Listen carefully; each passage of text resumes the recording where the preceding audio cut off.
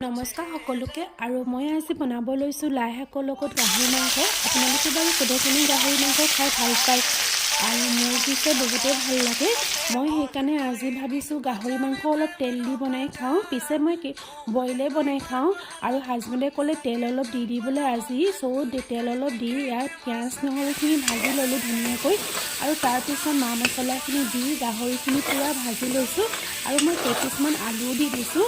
আপোনালোকে বাৰু মাংসৰ লগত আলু দি খাই ভাল পায়নে? মোৰ কিন্তু এই আলু পিচ খাই বহুতেই ভাল লাগে। আৰু তাৰপিছত সিজি যোৱাৰ অলপ পিছতে মই লাই শাকখিনি দি দিলোঁ। লাই শাকখিনি কিন্তু কেতিয়াও কটাৰীয়ে কাটি দিব নালাগে, ধুনীয়াকৈ হাতে মোহাৰি দিলেই হয়। আৰু তাৰপিছত আহি গৈছে ধুনীয়াকৈ উতল আৰু ইমান ধুনীয়া চেণ্ট মাৰিছে, কি ক'ব আৰু ৰাইজ। এয়া হৈ গ'ল মোৰ থালি ৰেডি কৰি, এতিয়া মই খাই লওঁ। আৰু আপোনালোকে গাহৰি যিসকলে ভাল পায় তেওঁলোকে এটা লাইক নিশ্চয় কৰি দিব দেই। Bye bye.